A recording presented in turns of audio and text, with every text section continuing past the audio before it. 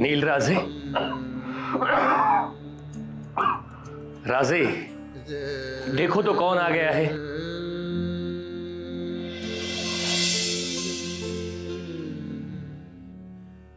तुम्हारी आरज़ू पूरी हो गई है।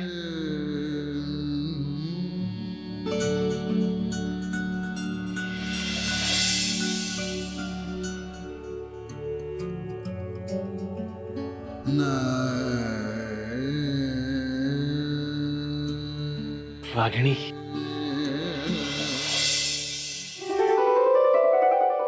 नील,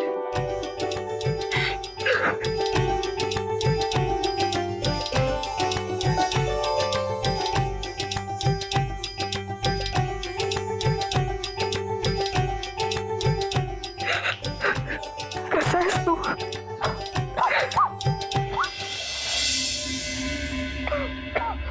ही काय अवस्था करून घेतलीस तू नील? माझा नील असा कधीच नव्हता. शुक्रिया बाबा,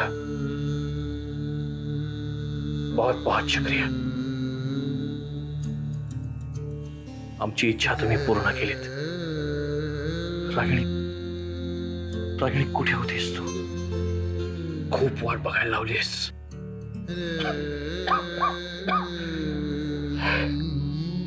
पण हरकत नाही. आमची शेवटची इच्छा होती तुला पाहायची. रागिणी, तू आम्हाला सोडून का गेलीस हे नाही विचारणार, पण एवढं मात्र नक्की, आता आम्ही सुखानं मरू शकतो. असं बोलू नकोस. तुला अजून जगायचंय. देखा बेटी, तुम्हारे बिना ये बिल्कुल जिंदा लाश की तरह जी रहा था. आता त्याला सोडून जाऊ नकोस. आखिर तक उसका साथ निभाना. नाही बाबा, रागिणी आता मला सोडून कुठेही जाणार नाहीये. मलाही आता जगायचंय तुझ्यासाठी, आपल्या स्वप्नांसाठी.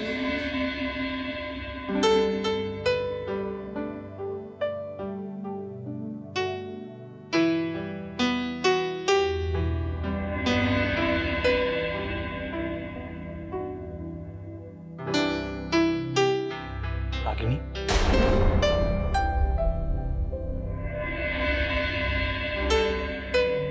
रागिणी, रागिणी, रागिणी थांब, मला सोडून जाऊ नकोस. रागिणी थांब, रागिणी, रागिणी थांब, जाऊ नकोस मला सोडून. रागिणी थांब, मला सोडून. क्या हुआ बाबा? क्या हुआ बाबा? रागिणी सोडून चालेल तिला, प्लीज थांब थांब थांब. ख्वाब देख रहे थे.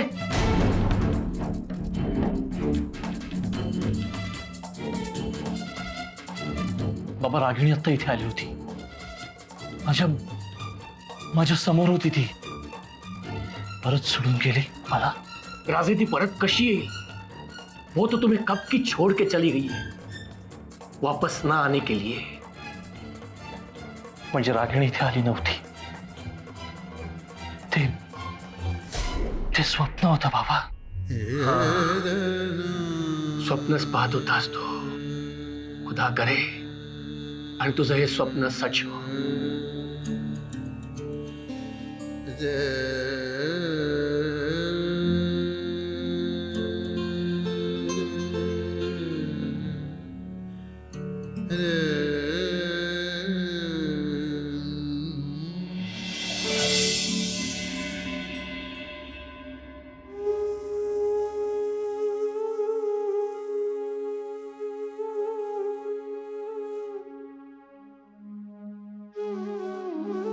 मला माहितीये तुझं विक्रमादित्यवर खूप प्रेम आहे. त्यामुळे मी विक्रमादित्यबद्दल किंवा तुमच्या लग्नाबद्दल तुझ्या मनाविरुद्ध काही बोलले की तुला माझा खूप राग येतो. नाही म्हणजे मी समजू शकते, पण तरी मी तुझ्याशी हे सगळं बोलतीये. तुझ्या लग्नाला विरोध करते कारण मी तुझ्यामध्ये मला स्वतःला बघते. माझा आजचा वर्तमान काळ तुझं उद्याचं भविष्य काळ असणार आहे, म्हणून मी या लग्नाला विरोध करते. देवयानी, तू लग्न करायला तर निघालीस, पण चुकून जर रागिणीचं बोलणं खरं ठरलं तर? आठवतंय ना ती काय म्हणाली ते? तिचा वर्तमान तेच तुझं भविष्य. नाही, आता काहीही झालं ना तरी मी माघार घेणार नाही. नाही ते ठीक आहे, तू माघार घेऊ नकोस, पण एक गोष्ट लक्षात ठेव, जसं तुझं विक्रमादित्यवर प्रेम आहे तसंच तिचं नील भैयांवर प्रेम होतं. तरीही जे झालं ते झालं, आता त्यावर विचार करण्यात काहीच अर्थ नाहीये. मी विक्रमशीच लग्न करणार. आणि हो, नील भैया आणि रागिणीला सुद्धा एकत्र आणायचंय, त्यामुळे मी आता जास्त वेळ फुकट नाही घालवणार.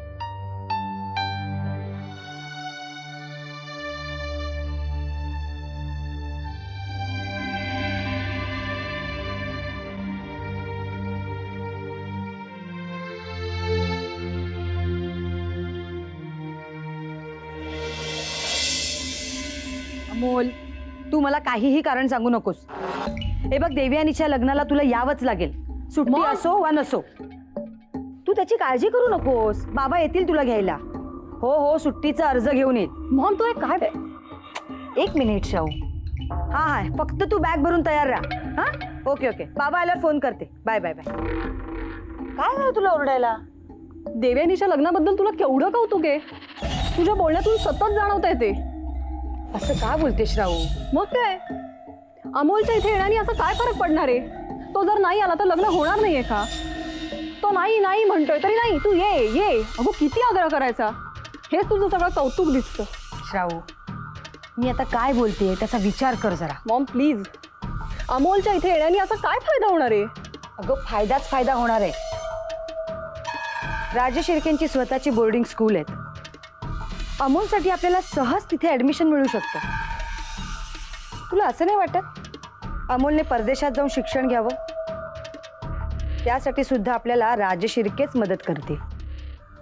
फक्त एक काम कर, यापुढे सगळ्यांशी गोड बोल.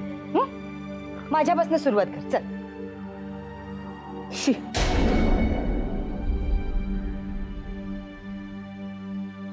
कसं होणार आहे या मुलीचं कोणास ठाऊक.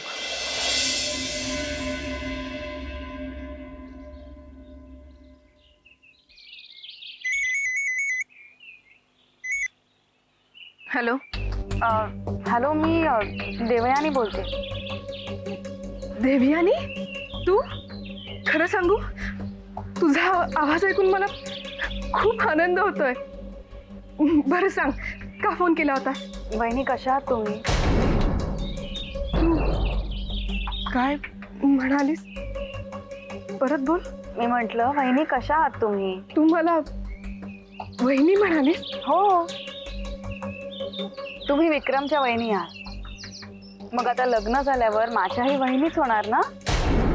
अच्छा, म्हणजे मी तुला एवढं समजावून सांगितलं तरी तू तुझ्या निर्णयावर ठाम आहेस तर? वहिनी, हे सगळं आत्ताच फोनवर बोलायला हवं का? आपण शांतपणे भेटून बोलू शकतो. म्हणजे भेटाल ना मला? हो नक्की. कुठे भेटायचंय सांग. मी तुमच्या घरी येऊ? चालेल, मी वाट पाहते तुझी. ओके, येते मी. बाय.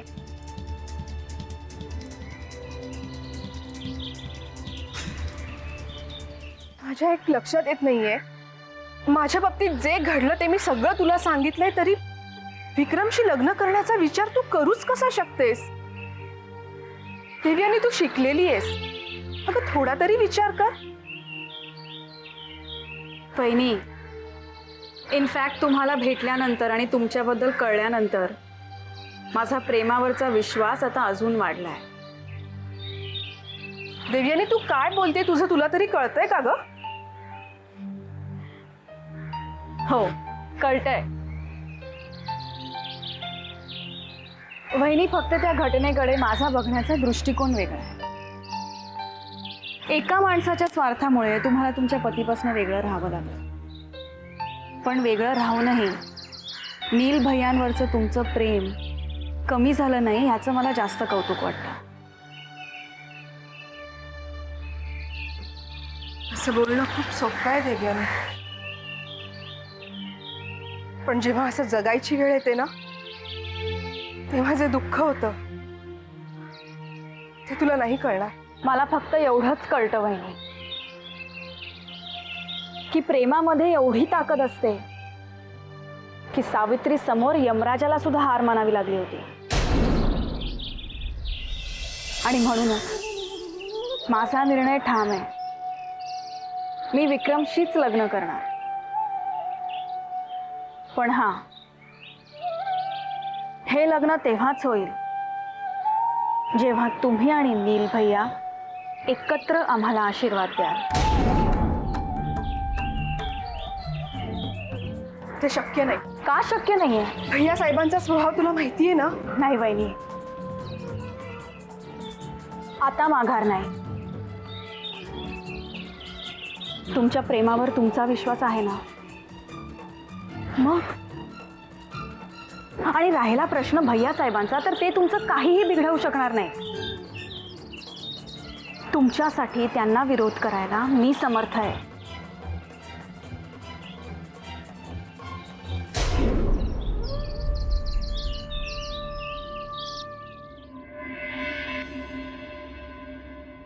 आम्हाला ताबडतोब रिझल्ट हवेत. आधी प्रेताची विल्हेवाट लावा आणि नंतर फोन करा. हो, किती वेळा तोच प्रश्न विचारताय? मणी ठाकूरलाच मारायचंय.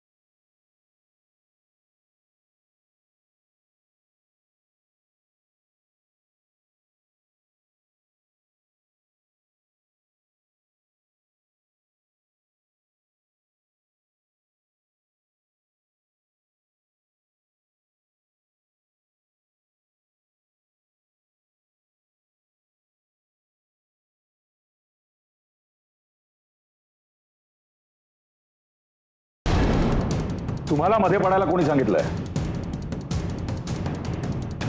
एखाद्या चुकीची एवढी मोठी शिक्षा देणार तुम्ही त्यांना? एखाद्याच्या आयुष्याशी खेळण्याचा तुम्हाला काय अधिकार आहे? असं निर्दयीपणे वागू नका. ऐका आमचं. आम्ही सांगतो ते तुम्ही ऐका. इकडे जे काय ऐकलं ते बाहेर बोलू नका, नाहीतर मणीच्या पत्नीप्रमाणे तुम्हाला आपलं सौभाग्य गमवावं लागेल.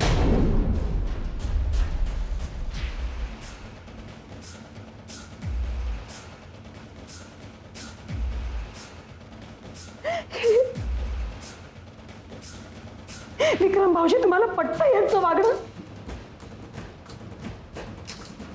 खरं सांगायचं वहिनी तर भैया साहेबांचा निर्णय आम्हालाही फारसा पटला नाही. पण तुम्हाला त्यांचा स्वभाव खूप चांगला माहिती आहे. एकदा त्यांनी एखादा निर्णय घेतला की मग तो अंतिम असतो. आणि मणींनी जर खरंच काही चूक केली असेल तर त्याची सजा त्यांना मिळायला पाहिजे.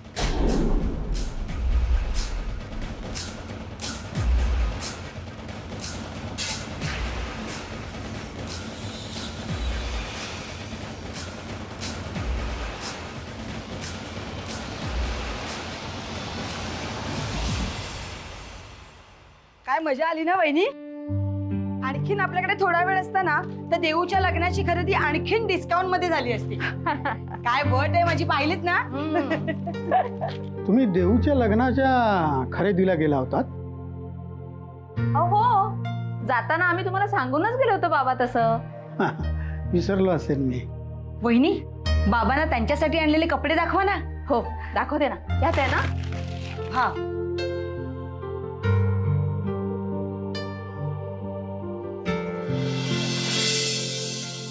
अरे बापरे, काय छान आहे. वाव, तर मस्त शर्ट आहे. रंग पण छान मिळाला नाही. माझ्यासाठी काय नाही आणलं? साक्षी, तू गडबड करू नकोस हं. बाबांना सगळी खरेदी दाखवू ना, तेव्हा तुझेही कपडे बघायला मिळतील तुला. बाबा, देऊसाठी साडी आणलीये.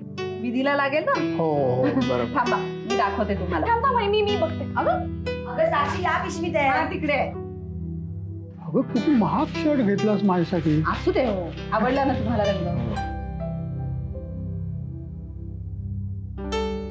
वाव, काय मस्त साडी आहे ना? असणारच. 800ची आहे. साक्षी, ही साडी खास काकाकडून ना. काका, मस्त आहे. मी देऊला सांगते. देऊ, हळूहळू जरा. हे तुझ्या लग्नाच्या वेळेस पण अशीच खरेदी करू आपण. हा,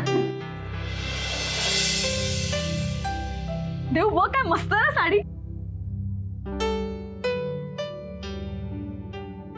बाबा, तुम्हाला आवडली ना खरेदी? अरे म्हणजे काय, असं काय म्हणतोस?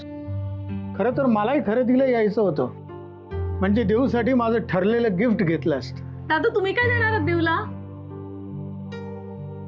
सस्पेन्स आहे, सस्पेन्स. हो ना, त्यानंतर साक्षी जाईल आणि मग माझे श्राऊ सुद्धा जाणार. ते सगळं खरं आहे, पण आपली देऊ ज्याच्याशी लग्न करणार आहे तो आहे तरी कोण?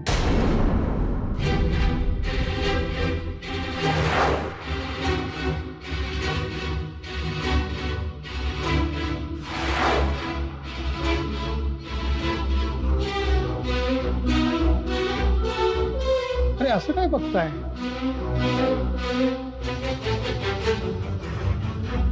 अरे आजारपणातून बरं होत असताना एखादी महत्वाची गोष्ट नेमकी आठवत नाही बघ. तुम्ही देऊच्या लग्नाबद्दल सांगितलं तसं नवऱ्या मुलाबद्दल पण सांगितलं असणार, पण आता नेमकं आठवत नाही. बाबा, तुम्हाला सांगितलं ना मी, देऊ विक्रमादित्य राजे शिर्केंशी लग्न करते.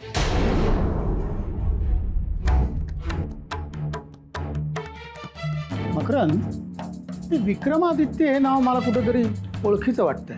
बाबा, अहो ओळखीचं वाटणारच. अहो त्यांचं आणि तुमचं भांडण झालं होतं. म्हणजे आता तसं काही नाही म्हणा. अभिलाषा, आता हा विषय काढायची काही गरज नाहीये. गरज आहे.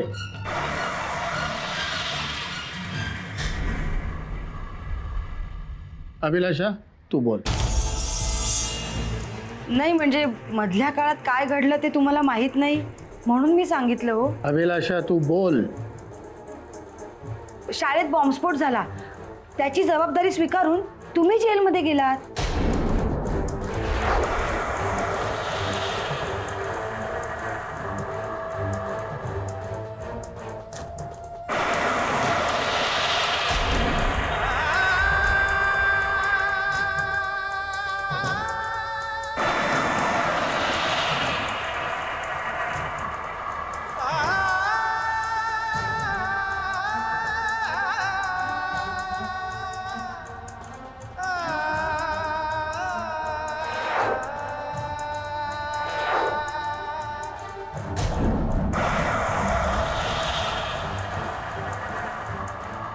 जेलमध्ये तर मी आतंकवादी त्यांच्या कैदेत होतो आणि तो चिन्या. काकू प्लीज. साक्षी तू गप ग. हा, तर तुम्ही गायब होण्यामागे राजे शिर्केंचाच हात आहे असं आपल्या देवयानीला वाटलं, म्हणून ती विक्रमादित्यला भेटायला शाळेच्या टेरेसवर गेली. अहो तिकडे मोठा अपघात घडला आणि बिचारा विक्रम कोमात गेला. हो,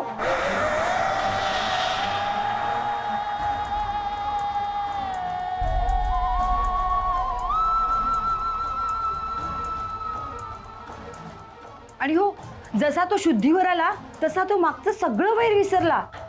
अहो घरी येऊन त्याने सगळ्यांची माफी मागितली, देवयानीला प्रपोज केलं. कळतंय ना बाबा, विक्रमादित्य राजशिर्केने देवयानीला प्रपोज केलं. एक मिनिट.